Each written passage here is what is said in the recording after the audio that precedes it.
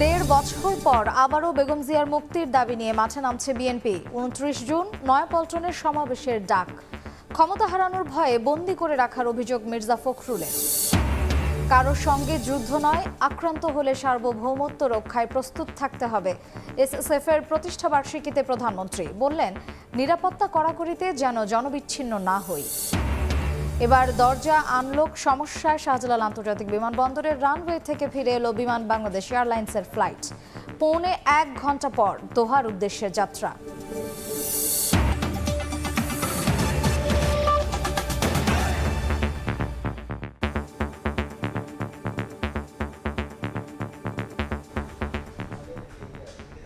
দেখছিলেন শিরোনাম। প্রবাসের সময় সঙ্গে আছি আমি মার্জিয়া শ্রেয়া। বেগম জিয়ার নিঃশর্ত মুক্তির দাবিতে আবারও কর্মসূচি নিয়ে মাঠে নামতে যাচ্ছে বিএনপি। শনিবার ঢাকায় সমাবেশ সহ সারা দেশে ৩ দিনের কর্মসূচি ঘোষণা করেছেন দলের মহাসচিব মির্জা ফখরুল ইসলাম আলমগীর। বলেন, ক্ষমতা হারানোর ভয়ে বিএনপি চেয়ারপারসনকে বন্দী করে রাখা হয়েছে। তার মুক্তির আন্দোলনে সবাইকে যুক্ত হওয়ার আহ্বান জানান মির্জা ফখরুল।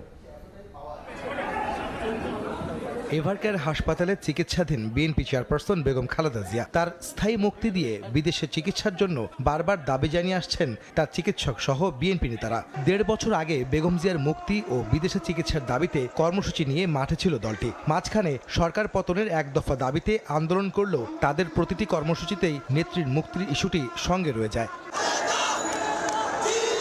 প্রায় ১.৫ বছর পর বিএনপি চেয়ারপারসনের নিঃশর্ত মুক্তির দাবিতে আবারও কর্মসূচি ঠিক করতে নয়াপল্টনে কেন্দ্রীয় কার্যালয়ে অঙ্গ ও সহযোগী সংগঠনের নেতাদের সাথে যৌথ সভা করেন বিএনপির শীর্ষ নেতারা। এরপর সংবাদ সম্মেলনে বিএনপি মহাসচিব দাবি করেন, নানা রোগে আক্রান্ত বেগম জিয়ার অবস্থা সংকটাপন্ন। বিএনপি নেত্রী প্রকাশ্যে আসলে ক্ষমতা হারাতে হবে জেনেই সরকার তাকে বন্দী করে রেখেছে বলে অভিযোগ মির্জা ফখরুলের। এই রোগ, তার জটিলতা এমন একটা জায়গায় উপস্থিত হয়েছে যে কোনো সময় তার জীবনহানি হতে পারে।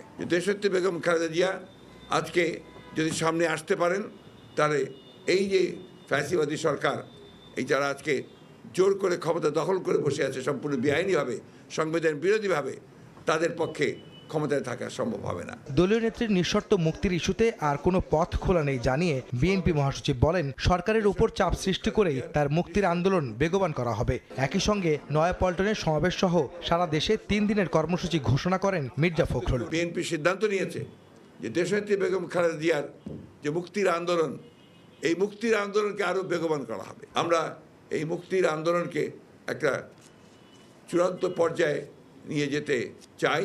আপনি জামিন দিতে পারবেন না, এটা একেবারেই কোনো বিধান নেই। এটা তার প্রাপ্য। সরকারের উপরেই চাপটা সৃষ্টি করছি। আমরা যে মুক্তিটা চাচ্ছি, সরকার তাকে আটক করে রেখেছে, আমরা সরকারের কাছেই অবিলম্বে তার মুক্তি দাবি করছি। বেগম জিয়ার মুক্তির আন্দোলনে দলীয় নেতাকর্মীর পাশাপাশি জনগণকে যোগ দেওয়ার আহ্বান জানান বিএনপি মহাসচিব। আহমেদ সালেহীন, সময় সংবাদ, ঢাকা। ভারতের সঙ্গে সম্প্রতি সই হওয়া সব সমঝোতা বাংলাদেশের স্বার্থে হয়েছে উল্লেখ করে পররাষ্ট্রমন্ত্রী বলেছেন, বিএনপি না বুঝে সরকারের সমালোচনা করছে। বুধবার পররাষ্ট্র মন্ত্রণালয়ে সুইডেনের বিদায়ী রাষ্ট্রদূত আলেকজান্ডার বার্গ ফন লিন্ডের সঙ্গে সৌজন্য সাক্ষাৎ শেষে সাংবাদিকদের প্রশ্নের জবাবে তিনি কথা বলেন। হাসান মাহমুদ বলেন, বিএনপি প্রতিবেশীদের সঙ্গে সুসম্পর্ক রাখতে পারেনি।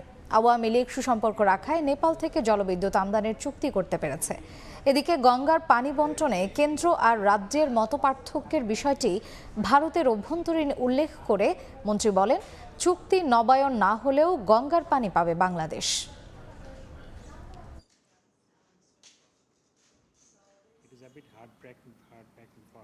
বিএনপি তো সরকার বিরোধিতায় কারণে অকারণে সরকারের বিরোধিতাই করতে হবে। চুক্তি আর সমঝোতার পার্থক্য না বুঝে মির্জা ফখরুল ইসলাম আলমগীর সাহেব বক্তব্য দিচ্ছেন। আমি ওনাকে বলবো, আগে একটু ভালো মতো পড়াশোনা করে তারপর মিডিয়ার সামনে আসার জন্য।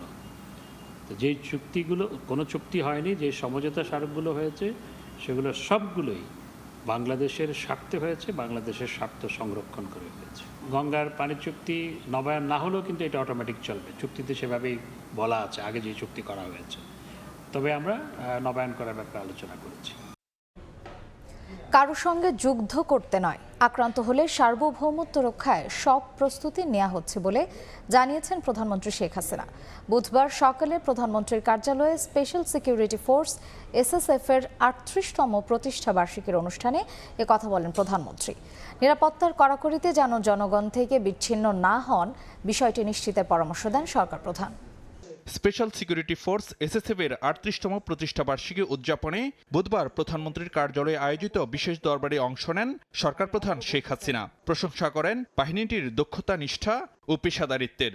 প্রত্যেকেই যারা আমাদের বাংলাদেশে এসেছেন, যাওয়ার সময় সবাই কিন্তু আমাদের এসএসএফ এর ভূয়সী প্রশংসা করে যান, যেটা আমাদের জন্য অত্যন্ত গর্বের। তবে নিরাপত্তার কড়াকড়িতে যেন সরকার প্রধানের সঙ্গে জনগণের দূরত্ব তৈরি না হয়, সেদিকে খেয়াল রাখতে এসএসএফ সদস্যদের নির্দেশনা দেন শেখ হাসিনা। যেদিন থেকে দেশে ফিরেছি সেদিন থেকে জানি যে কোনো সময় আমার জীবন চলে যেতে পারে। আমার দায়িত্ব পালন করতে যারা যাচ্ছেন তাদের নিজের জীবনটাও কিন্তু ঝুঁকিতে পড়ছে। আমরা রাজনীতি করি, আমার কিন্তু আর কোনো শক্তি নেই, শক্তি একমাত্র জনগণ। মানুষের থেকে বিচ্ছিন্ন হলে কিন্তু আমাকে আর গুলি বোমা লাগবে না, এমনি শেষ হয়ে যাবো। কাজে এরাই আমার প্রাণ শক্তি, এটুকু মনে রাখতে হবে। অনুষ্ঠানে সশস্ত্র বাহিনীর আধুনিকায়নে ফোর্সেস গোল 2030 বাস্তবায়ন সহ সরকারের নানা পদক্ষেপ তুলে ধরেন প্রধানমন্ত্রী। জানান, কারো সঙ্গে যুদ্ধে জড়াতে না চাইলেও আত্মরক্ষায় সর্বোচ্চ প্রস্তুত বাংলাদেশ। যে কোনোভাবে হোক বহিঃশত্রুর আক্রমণ থেকে দেশকে রক্ষা করা, নিজেদের রক্ষা করা। আমরা কারোর সাথে যুদ্ধ করতে যাব না, কিন্তু আক্রান্ত হলে যেন নিজের দেশের স্বাধীনতা, সার্বভৌমত্ব রক্ষা করতে পারি, সেইভাবেই আমাদেরকে প্রস্তুতি নিতে হবে। শেখ হাসিনা বলেন, 2009 সাল থেকে আওয়ামী লীগ টানা ক্ষমতায় থাকার সুবাদই দৃশ্যমান হয়েছে টেকসই উন্নয়ন, যা ধরে রেখে দেশকে এগিয়ে নিতে চায় সরকার। বাংলাদেশের মানুষকে যেন অন্তত জীবনটাকে আরো উন্নত সমৃদ্ধ করে যেতে পারি। ফারুক ভিয়া, রবিন, সময় সংবাদ, ঢাকা। এবার দরজা আনলক সমস্যায় শাহজালাল আন্তর্জাতিক বিমানবন্দরের রানওয়ে থেকে ফিরে এলো বিমান বাংলাদেশ এয়ারলাইন্সের ফ্লাইট। 1.25 ঘন্টা পর চট্টগ্রাম থেকে দোহার উদ্দেশ্যে যাত্রা করে বিমানটি। সবকিছু ঠিকঠাক। চট্টগ্রাম হয়ে কাতারের দোহার উদ্দেশ্যে বুধবার বিকেল 4টায় ঢাকার হজরত শাহজালাল আন্তর্জাতিক বিমানবন্দরের রানওয়েতে ছুটতে শুরু করে বিমান বাংলাদেশ এয়ারলাইন্সের বোয়িং 7378 মডেলের BG125 ফ্লাইট।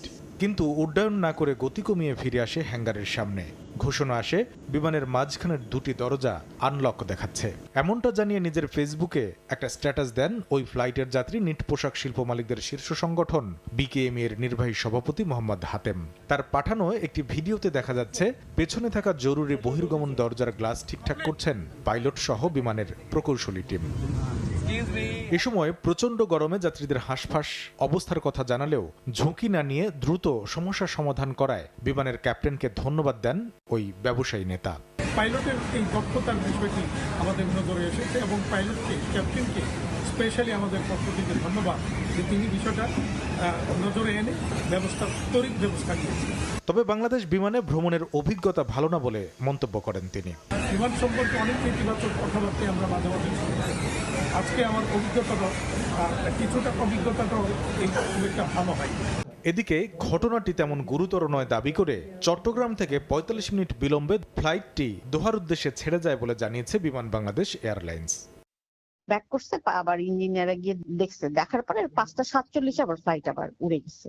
এর আগে গেল সোমবার রাতে উড্ডয়নের পর উইন্ডশিল্ডে ফাটল ধরা পড়ায় আবুধাবি না গিয়ে নরসিংদীর আকাশে 3 ঘন্টা চক্কর দিয়ে রাত 1:20 বিমান বাংলাদেশ এয়ারলাইন্সের একটি ফ্লাইট ফিরে আসে ঢাকার হজরত শাহজালাল আন্তর্জাতিক বিমানবন্দরে। কামরুল হাসান সবুজ, সময় সংবাদ, ঢাকা।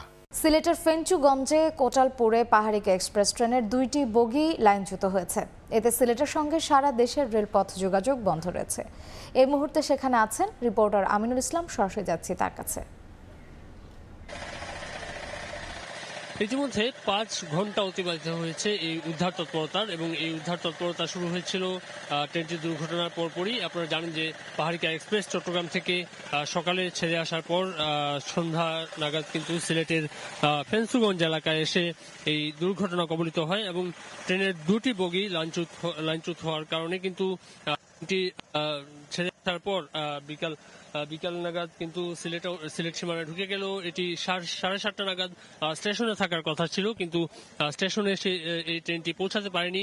ফেন্সুগঞ্জ এলাকার যেখানে দুর্ঘটনা কবলিত হয়েছে সেখান থেকে ট্রেনটির 2টি বগিকে উদ্ধার করতে প্রায় 5 ঘন্টা ধরে কাজ চলছে। যদিও আসলে রেলওয়ের কর্তৃপক্ষ যারা রয়েছেন, যারা উদ্ধার করতে এসেছেন, তারা বলছেন যে আরো প্রায় 1.5 ঘন্টার বেশি সময় লাগতে পারে। এখনো একটি বগিকে উদ্ধার করার চেষ্টা করা হচ্ছে, আরো একটি বগি কিন্তু লাইনচ্যুত অবস্থায় রয়েছে, সেটিকে আবারও আগের জায়গায় নিয়ে আসতে প্রায় আরো 1.5 ঘন্টার বেশি সময় লাগতে পারে। তো এখন পর্যন্ত আসলে পাহাড়িকা এক্সপ্রেসে আপনারা জানেন যে সকাল 7:45টার দিকে চট্টগ্রাম থেকে ছেড়ে আসা এই ট্রেনটি কিন্তু আবার ফিরে যায় উদয়ন এক্সপ্রেস হয়ে। এই ট্রেনটি যতক্ষণ পর্যন্ত উদ্ধার করতে দেরি হবে ততক্ষণ পর্যন্ত কিন্তু সকালে যে ট্রেনটি রয়েছে, যেটি চট্টগ্রামের উদ্দেশ্যে ছেড়ে যাবে, সেটিতে শিডিউল বিপর্যয় ঘটতে পারে। পাশাপাশি এখানে যারা রয়েছেন তারা যে রিলিফ ট্রেনটি রয়েছে এটি কুলাউড়া থেকে এসেছে এবং এই অংশ থেকে 2টি বগিকে আমরা দেখেছি নিয়ে যাওয়া হয়েছে। পাশাপাশি সিলেট অংশ থেকে প্রায় 60টি বগিকে স্টেশন পর্যন্ত পৌঁছে দেওয়া হয়েছে। এর আগে সন্ধ্যার পরপর যখন ট্রেনটি দুর্ঘটনা কবলিত হয়, এর কিছুক্ষণ আগে ট্রেনটি তার কয়েকটি বগিকে হারিয়ে ফেলে এবং পেছন থেকে কেউ একজন এই ট্রেনটির শিকড় টেনেছিলেন বলে আমাদেরকে জানিয়েছেন ট্রেনটির চালক। পাশাপাশি এই সবকিছুর পুরো ব্যাপারটি আসলে তদন্ত কমিটির যে প্রতিবেদন থাকবে সেই প্রতিবেদন হয়তো উঠে আসবে। তো এখন পর্যন্ত সিলেটের যে ফেন্সুগঞ্জ এলাকা, সেই ফেন্সুগঞ্জ এলাকা থেকে আমাদের কাছে ছিল সর্বশেষ। আমরা পরবর্তীতে হয়তো দর্শকদেরকে আরো জানিয়ে দিতে পারবো এটি যখন ট্রেন চলাচল যখন স্বাভাবিক হবে। ডক্টর মোহাম্মদ ইউনূসকে দেয়া ট্রি অফ পিসকে ইউনেস্কোর অ্যাওয়ার্ড বলে ইউনুস সেন্টার প্রচারণা চালালেও এই পুরস্কারের সঙ্গে ইউনেস্কোর সম্পর্ক নেই বলে জানিয়েছে সংস্থাটি। শিক্ষামন্ত্রীর পাঠানো চিঠির জবাবে ইউনেস্কো জানায়, এই পুরস্কার দেওয়ার আগে ইউনেস্কোর সঙ্গে কোনো ধরনের পরামর্শ করা হয়নি। এছাড়া বাকুতে অনুষ্ঠিত পুরস্কার প্রদানের অনুষ্ঠান আয়োজনে ইউনেস্কোর কোনো সংশ্লিষ্টতাও ছিল না বলেও জানায় ইউনেস্কো। গত মার্চ মাসে ডক্টর মোহাম্মদ ইউনূস আজারবাইজানের রাজধানী বাকুতে ট্রি অফ পিস নামে একটি অ্যাওয়ার্ড পান। তবে এই অ্যাওয়ার্ডকে জাতিসংঘের শিক্ষা, বিজ্ঞান ও সংস্কৃতি বিষয়ক সংস্থা ইউনেস্কোর অ্যাওয়ার্ড বলে চালিয়ে দেওয়া হয়। এমনকি খোদ ইউনুস সেন্টারও বিবৃতি দিয়ে এই পুরস্কারকে ইউনেস্কোর অ্যাওয়ার্ড বলে প্রচারণা চালায়। এই সম্পর্কিত একটি সংবাদ গণমাধ্যমে এলে তার সত্যতা যাচাইয়ে বাংলাদেশ ইউনেস্কো কমিশনের চেয়ারম্যান ও শিক্ষামন্ত্রী মহিবুল হাসান চৌধুরী ইউনেস্কোর ডিরেক্টর জেনারেল বরাবর একটি চিঠি পাঠান। ইউনুস সেন্টার এবং ডক্টর মোহাম্মদ ইউনূসের বরাত দিয়ে যে সংবাদটি প্রচারিত হয়েছে সেটি প্রতারণামূলক এবং সর্বৈব মিথ্যে। এর প্রেক্ষিতে মহাপরিচালকের পক্ষ থেকে ইউনেস্কোর সদর দপ্তরের অ্যাসিস্ট্যান্ট ডাইরেক্টর জেনারেল অ্যান্থনি অহেমেং বোমাহ এক চিঠিতে শিক্ষামন্ত্রীকে জানান, ট্রি অফ পিস ইউনেস্কোর উইল অ্যাম্বাসেডর হেদভাসেরের একটি ভাস্কর্য। ট্রি অফ পিস ইউনেস্কোর কোনো অফিসিয়াল অ্যাওয়ার্ডও নয়। আর ডক্টর মোহাম্মদ ইউনূসকে ট্রি অফ পিস প্রদানের বিষয়ে ইউনেস্কোর সঙ্গে কোনো ধরনের পরামর্শ করা হয়নি বলে জানান অ্যাসিস্ট্যান্ট ডিরেক্টর জেনারেল। এছাড়া আজারবাইজানের রাজধানী বাকুতে অনুষ্ঠিত ডক্টর মোহাম্মদ ইউনূসকে দেয়া এই পুরস্কার অনুষ্ঠানে ইউনেস্কোর কোনো সংশ্লিষ্টতা নেই বলেও জানায় সংস্থাটি। এর আয়োজন করে নিজামি গজনভি ইন্টারন্যাশনাল সেন্টার। এর আগে শিক্ষামন্ত্রী ও পররাষ্ট্রমন্ত্রী ট্রি অফ পিসকে ইউনেস্কোর পুরস্কার বলে চালানো ইউনুস সেন্টারের প্রচারণা নিয়ে প্রশ্ন তোলেন। ইউনেস্কোর কোনো সম্মাননা বা পুরস্কার নয়, গজনভি ফাউন্ডেশন কর্তৃক আমন্ত্রণে তিনি সেটা ডক্টর ইউনূসকে দিয়েছেন। শাকির আহমেদ, সময় সংবাদ, ঢাকা। অন্য প্রসঙ্গ, ডিমের বাজার নিয়ন্ত্রণে রাজধানীতে বিশেষ অভিযান পরিচালনা করেছে ভোক্তা অধিকার সংরক্ষণ অধিদপ্তর। এ সময় কাপ্তান বাজারে ডিমের দামে কারসাজি ও মূল্য তালিকা প্রদর্শন না করায় 2টি প্রতিষ্ঠানকে 15,000 টাকা জরিমানা করা হয়। পর্যাপ্ত সরবরাহ থাকলেও বেশ কিছুদিন ধরে উত্তপ্ত ডিমের বাজার। মাসখানেক ধরে রাজধানীর খুচরা বাজারে ফার্মের ডিম ডজন প্রতি বিক্রি হচ্ছে 155 থেকে 160 টাকায়। বুধবার ডিমের বাজার তদারকিতে নামে ভোক্তা অধিকার সংরক্ষণ অধিদপ্তর। কাপ্তান বাজারে চালানো বিশেষ অভিযানে প্রমাণ মেলে ব্যবসায়ীদের কারসাজির। কারণ আমি তো মোবাইলে ডিমটা কিনছি, আমি তো জানি রেটটা কি। উনিদের রিসিটের রেটটা উঠে না সেটা আমিও জানি না। 5 জন দিছে, 2 জনের থেকে তো মালটা কিনছিলাম। 12,600 ডিম নামাইছি, জরিমানা দিছি 10,000। 1 লাখ ডিম বেচতে লাভ হয় না 12,600 টাকা। এ সময় অভিযানের খবর পেয়ে দোকান ফেলে পালিয়ে যান অধিকাংশ বিক্রেতা। ভোক্তা অধিকার জানায়, ব্যবসায়ীদের কারসাজিতে ডিমের বাজারে অস্থিরতা বিরাজ করছে।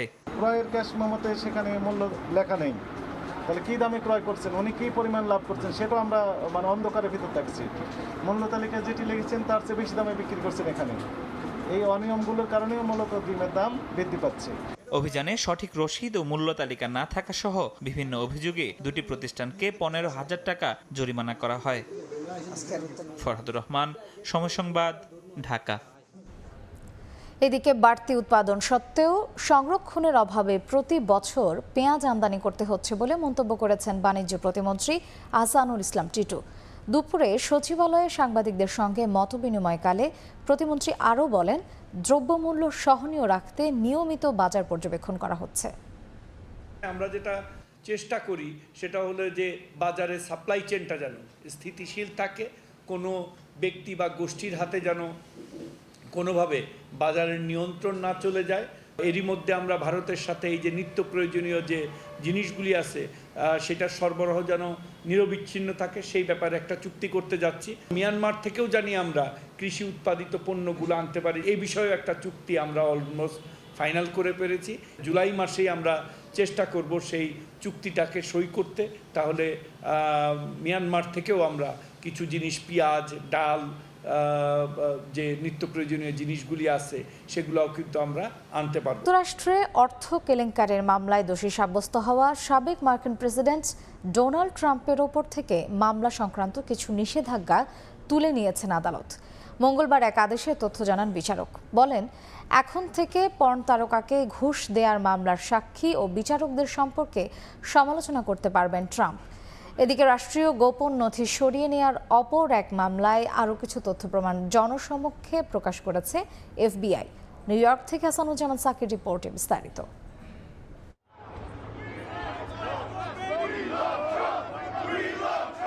যুক্তরাষ্ট্রের রাজনীতিতে নির্বাচনী প্রচারণা, মামলা মোকদ্দমা ও বিতর্ক যেন এখন সমার্থক। চলতি বছর নভেম্বরে মার্কিন প্রেসিডেন্ট নির্বাচন। এর আগে পর্ন তারকা স্টর্মি ড্যানিয়েলসকে ঘুষ দেওয়ার অর্থ কেলেঙ্কারি মামলায় দোষী সাব্যস্ত হয়েছেন সাবেক প্রেসিডেন্ট ডোনাল্ড ট্রাম্প। আগামী 11 জুলাই এই মামলায় তার বিরুদ্ধে রায় দেবেন আদালত। এরই মধ্যে মঙ্গলবার বিচারক জোয়ান মার্চান এক রুল জারি করেছেন। ওই রুলে মামলার সাক্ষীদের সম্পর্কে প্রকাশ্যে মন্তব্য করার অনুমতি মিলেছে ট্রাম্পের। সেই সঙ্গে বিচারকদেরও সাধারণভাবে সমালোচনা করতে পারবেন তিনি। গ্যাগ বা গ্যাগিং অর্ডার হলো সাধারণত আদালত বা সরকার কর্তৃক একটি আইনি আদেশ। এই আদেশে যে কোনো তথ্য বা মন্তব্যকে জনসাধারণের কাছে প্রকাশ করা কিংবা অননুমোদিত তৃতীয় পক্ষের কাছে পাঠানো থেকে বিরত রাখে। মঙ্গলবার জারি করা গ্যাগ আদেশে দোষী সাব্যস্ত হওয়া ট্রাম্পের ওপর থেকে ওই মামলার কিছু নিষেধাজ্ঞা শিথিল করা হয়। তবে মামলার বিচার প্রক্রিয়া, আদালতের কর্মকর্তা কর্মচারী এবং কৌশলী কিংবা তাদের পরিবারের সদস্যদের সম্পর্কে ট্রাম্প প্রকাশ্যে কোনো মন্তব্য করতে পারবেন না। এ বিষয়ে বহাল আছে নিষেধাজ্ঞা। এদিকে ডোনাল্ড ট্রাম্প ক্ষমতা ছেড়ে চলে যাওয়ার পরও সংবেদনশীল রাষ্ট্রীয় গোপন নথি নিজের কাছে রেখে দেওয়ার মামলায় সোমবার নতুন তথ্য প্রমাণ হাজির করে মার্কিন গোয়েন্দা সংস্থা এফবিআই। 2022 সালের আগস্টে ফ্লোরিডায় ট্রাম্পের বাসভবন মার-এ-লাগো থেকে পাওয়া ওই নথির আরও বেশ কিছু ছবি প্রকাশ করে তারা। 300রও বেশি তথ্য লোপাটের চলমান ওই মামলায় ট্রাম্পের বিরুদ্ধে 40টি অভিযোগ আনা হয়। ধারণা করা হচ্ছে আসন্ন নির্বাচনের আগে ওই মামলার রায়ও ঘোষণা করা হতে পারে। তবে কোনো কিছুতেই নিবৃত্ত করা যাচ্ছে না ট্রাম্পকে। নিয়মিত আদালতে হাজিরা দেওয়ার পাশাপাশি জোর প্রচারণাও চালিয়ে যাচ্ছেন রিপাবলিকান এই নেতা। হাসানুজ্জামান সাকি, সময় সংবাদ, নিউ ইয়র্ক। ভোটের মাধ্যমে ভারতের লোকসভার স্পিকার নির্বাচিত হয়েছেন ওম বিড়লা। তার প্রতিদ্বন্দ্বী ছিলেন ইন্ডিয়া জোটের প্রার্থী কে সুরেশ। লোকসভায় দ্বিতীয়বারের মতো স্পিকার হলেন বিড়লা। তাকে অভিনন্দন জানাতে গিয়ে বিরোধীরা উচ্চ স্বরে জানান দেয় এবার তারা আরও শক্তিশালী। ভারত থেকে বিস্তারিত জানাচ্ছেন সুব্রত আচার্য।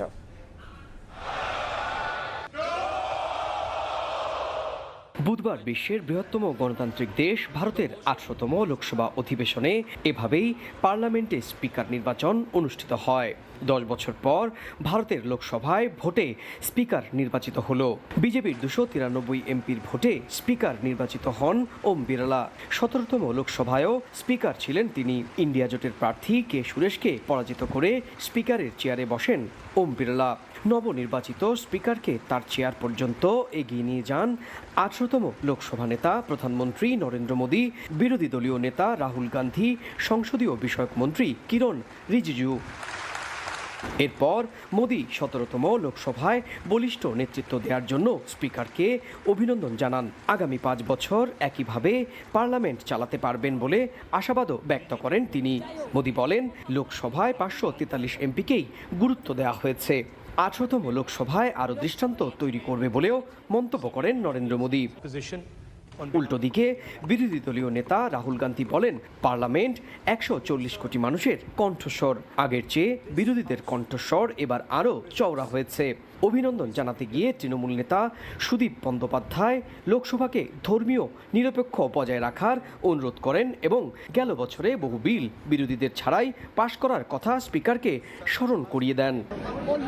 ওদিকে ওম বিরলার প্রতিদ্বন্দ্বী হিসেবে কংগ্রেস কথা না বলেই কে সুরেশকে প্রার্থী করায় কিছুটা ক্ষুব্ধ ছিলেন মমতা বন্দ্যোপাধ্যায়। ইন্ডিয়া ব্লকের তৃতীয় বৃহত্তম দল তৃণমূল কংগ্রেস। তৃণমূলকে উপেক্ষা করে কংগ্রেস এককভাবে এই সিদ্ধান্ত নেয়, যদিও পরে মঙ্গলবার গভীর রাতে বিষয়টি মিটে যাওয়ায় বুধবার কে সুরেশকে সংসদে স্পিকার পদে প্রার্থী করা হয়। নিম্নকক্ষের স্পিকার নির্বাচন হওয়ার পরপরই অধিবেশনে যেভাবে বিরোধীরা চওড়া সুরে কথা বললেন, তাতে আগামী 5 বছর 18তম লোকসভা অধিবেশন যথেষ্ট সরগরমই থাকবে বলে মত রাজনৈতিক বিশ্লেষকদের। সুব্রত আচার্য, সময় সংবাদ, ভারত। কলকাতায় আয়োজিত হলো সত্যজিৎ রায় নির্মিত চলচ্চিত্রের থিম থেকে আঁকা ছবির প্রদর্শনী। বর্ষিয়ান চিত্রশিল্পী রিমিতা ভাদুরীর আঁকা 42টি চিত্রকর্মের ব্যতিক্রমী এই প্রদর্শনী হয় শহরের হোচিমিন সরণির আইসিসিআর গ্যালারিতে। দুদিনের এই প্রদর্শনীতে ভিড় করেন বাংলা চলচ্চিত্র ও চিত্রকর্মপ্রেমী বিভিন্ন শ্রেণী পেশার মানুষ।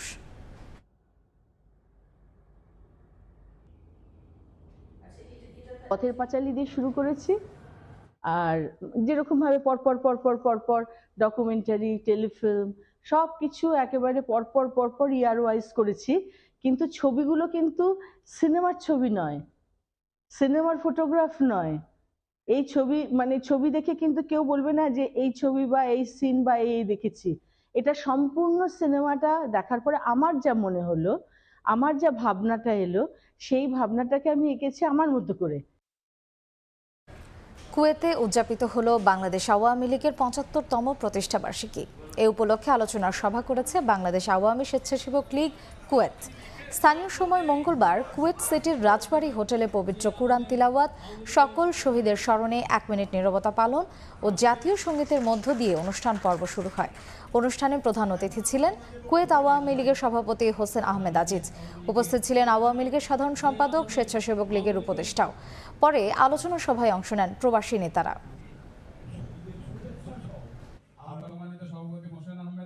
দেখছেন প্রবাসী সময়। খেলার খবর। ছাত্রলীগকে বিতর্কিত করতে স্বাধীনতা বিরোধী একটি অপশক্তি কাজ করছে বলে মন্তব্য করেছেন তথ্য ও সম্প্রচার প্রতিমন্ত্রী মোহাম্মদ এ আরাফাত। বিএসএল আন্তঃবিশ্ববিদ্যালয় ইনডোর ক্রিকেট টুর্নামেন্টের উদ্বোধনী অনুষ্ঠানে এ কথা বলেন তিনি। বুধবার শহীদ সোহরাওয়ার্দী ইনডোরে হয় এই অনুষ্ঠান। ছাত্রলীগের উদ্যোগে আয়োজিত টুর্নামেন্টে দেশের 64টি বিশ্ববিদ্যালয় অংশ নিচ্ছে।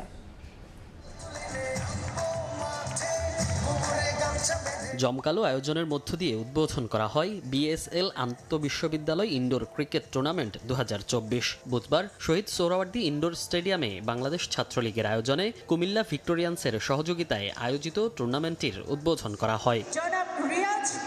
অনুষ্ঠানে স্বাগত বক্তব্য রাখেন ছাত্রলীগের কেন্দ্রীয় সাধারণ সম্পাদক শেখ ওয়ালি আসিফ ইনান। সভাপতির বক্তব্য রাখেন ছাত্রলীগ সভাপতি সাদ্দাম হোসেন। তরুণরা যাতে পড়াশোনার পাশাপাশি সামাজিক বিভিন্ন কর্মকাণ্ডে অংশ নেয়, সেই লক্ষ্যেই আন্তঃবিশ্ববিদ্যালয় ক্রিকেট টুর্নামেন্টটির আয়োজন করা হয়েছে বলে জানান সংগঠনটির নেতারা। মাদক, বাল্যবিবাহ, যৌতুক রুখবই, আগামীর স্মার্ট বাংলাদেশ গড়বই। লেখাপড়ার পাশাপাশি জ্ঞান, গবেষণা, সৃজনের পাশাপাশি যেন সামাজিক বিভিন্ন সমস্যা মোকাবেলায় ভূমিকা রাখতে পারে সেই লক্ষ্যেই কিন্তু আমরা এই টুর্নামেন্টের আয়োজন করেছি এবং আমরা টার্গেট হিসেবে নির্ধারণ করেছি যে মাদক, যৌতুক, বাল্যবিবাহ। আমরা এই সমস্যাগুলো মোকাবেলা করার জন্য তরুণ প্রজন্মকে ঐক্যবদ্ধ করতে চাই। মাদক, যৌতুক এবং বাল্য বিয়ে রোধে ছাত্রলীগের এমন উদ্যোগের প্রশংসা করে বাংলাদেশ আওয়ামী লীগের দফতর সম্পাদক ব্যারিস্টার বিপ্লব বড়ুয়া বলেন, এমন আয়োজন শিক্ষার্থীদের সুস্থ জীবন গঠনে সহায়ক হবে। এছাড়া ঢাকা 10 আসনের সংসদ সদস্য ফেরদৌস আহমেদ সহ বক্তব্য রাখেন আমন্ত্রিত অতিথিরা।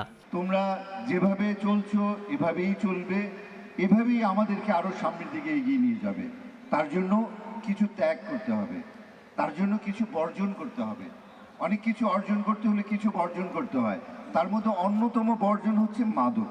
আজকে আমি তাদের বলবো, আপনারা এসে এই মিরপুর ইনডোর স্টেডিয়ামে দেখে যান একটি সংগঠনের চিন্তা ভাবনা কতটা আধুনিক হলে তরুণ সমাজের সামনে, ছাত্রদের সামনে, ছাত্র রাজনীতির বাইরেও তারা বলতে পারে যে মাদক রুখবই, তারা বলতে পারে বাল্য বিবাহ রুখবই।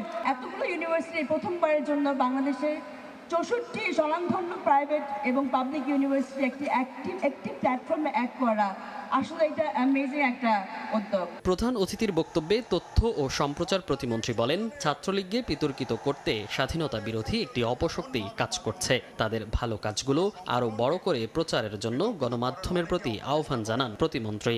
এমনভাবে মাঝে মধ্যে পুরো সংগঠনকে বিতর্কিত করার অনেকে অপচেষ্টা করেন। কারা করেন আমরা জানি এবং বুঝি, কারণ এদেশে এখনো সাম্প্রদায়িক উগ্র অপশক্তির বীজ আছে। পুরো বাংলাদেশে প্রতিটি শিক্ষা প্রতিষ্ঠানে জঙ্গিবাদ এবং মৌলবাদের বিপক্ষে সবচেয়ে বড় প্রতিবন্ধক হিসেবে দাঁড়িয়ে আছে ছাত্রলীগ। কাজে ছাত্রলীগকে খাটো করতে পারলে জঙ্গিবাদের উত্থানের রাস্তা চওড়া হয়। গণমাধ্যমের বন্ধুদের বলবো, বাংলাদেশ ছাত্রলীগের ভালো উদ্যোগগুলো, গঠনমূলক উদ্যোগগুলোকে আরো বড় আকারে আপনারা প্রচার করুন। সেগুলো আগামী দিনের নতুন প্রজন্মকে আরো উদ্বুদ্ধ করবে। দেশের 64টি বিশ্ববিদ্যালয়ের অংশগ্রহণে টুর্নামেন্টটি 27 জুন শুরু হয়ে শেষ হবে 3 জুলাই। মনির হোসাইন, সময় সংবাদ, ঢাকা। এ পর্যায়ে শীর্ষ সংবাদগুলো জানিয়ে দিচ্ছি আরেকবার। 1.5 বছর পর আবারও বেগম জিয়ার মুক্তির দাবি নিয়ে মাঠে নামছে বিএনপি। 29 জুন নয়াপল্টনে সমাবেশের ডাক। ক্ষমতা হারানোর ভয়ে বন্দী করে রাখার অভিযোগ মির্জা ফখরুলের। কারো সঙ্গে যুদ্ধ নয়, আক্রান্ত হলে সার্বভৌমত্ব রক্ষায় প্রস্তুত থাকতে হবে। এসএসএফ এর প্রতিষ্ঠা বার্ষিকীতে প্রধানমন্ত্রী বললেন, নিরাপত্তা কড়াকড়িতে যেন জনবিচ্ছিন্ন না হই। এবার দরজা আনলক সমস্যা। শাহজালাল আন্তর্জাতিক বিমানবন্দরের রানওয়ে থেকে ফিরে এলো বিমান বাংলাদেশ এয়ারলাইন্সের ফ্লাইট। 1.25 ঘন্টা পর দোহার উদ্দেশ্যে যাত্রা।